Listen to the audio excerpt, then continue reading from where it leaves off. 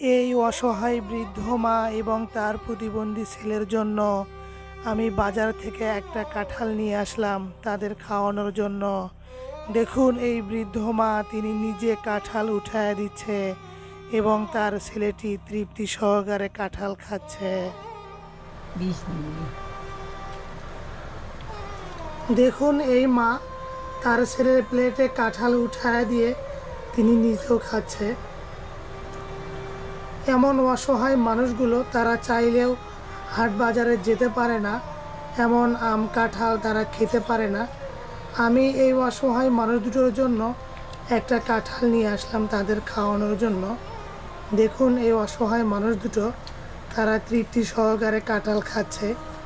তার যে ছেলেটি আছে তিনি পান্তা ভাত দিয়ে কাঁঠাল খাচ্ছে।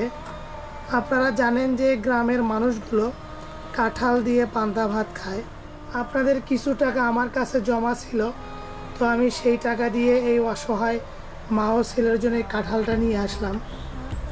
এই যে দেখুন তারা তৃপ্তি সহকারে খাচ্ছে। আমি আপনাদেরকে একটু বড় করে দেখাই তার ছেলেটির খাওয়া। দেখুন পান্তা ভাত দিয়ে কাঁঠাল খাচ্ছে এবং তার যে মা আছে তিনি শুধু কাঁঠালই খাচ্ছে। আপনারা অনেকেই জানেন তারা খুবই অসহায়, তাদের নিজস্ব কোনো জায়গা জমি নেই, নিজের আত্মীয় স্বজন নেই বললেই চলে। এই মা তিনি বৃদ্ধ হয়ে গেছে, তার যে ছেলেটি আছে তিনি অন্ধ প্রতিবন্ধী, তিনি একা চলাফেরা করতে পারে না। এই বৃদ্ধ বয়সে এসে এই মা নিজেই চলাফেরা করতে পারে না, তার উপর আবার তার একজন প্রতিবন্ধী ছেলে। এই যে দেখুন ছেলেটি তৃপ্তি সহকারে পান্তা ভাত দিয়ে কাঁঠাল খাচ্ছে, তার মা সেও খাচ্ছে। একবার ভাবুন যে আমরা কত টাকা কত পয়সা এমনিতেই নষ্ট করি, কিন্তু এমন অসহায় মানুষগুলো তারা চলাফেরা করতে পারে না, হাট বাজারে যেতে পারে না, তারা ভালো খাবারও খেতে পারে না, আম কাঁঠাল।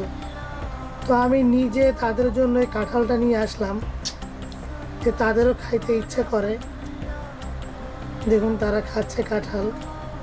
আমি আপনাদেরকে একটু দেখাই তাদের ঘরে কি কি বাজার আছে।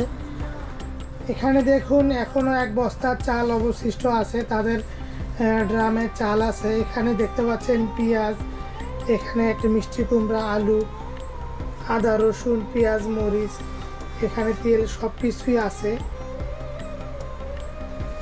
আর নিচে দেখুন তার যে মা ছেলে তারা দুইজন বসে থেকে কাঁঠাল খাচ্ছে। আপনারা অনেকেই এই অসহায় মা ও ছেলের ঠিকানা জানতে চান। আমি যদি আপনাদেরকে বলি, এইটা গাইবান্ধা জেলার পলাশবাড়ি থানার কিশোরগাড়ি ইউনিয়ন, গ্রাম কাশিয়াবাড়ি। এখানে গার্লস স্কুলের সামনেই আমরা এই অসহায় মানুষ দুটোকে অন্যের একটা জায়গায় একটা ঘর নির্মাণ করে দিয়েছি, এখানে থাকার ব্যবস্থা করে দিয়েছি। এই অসহায় মানুষ দুটো এখানেই থাকে।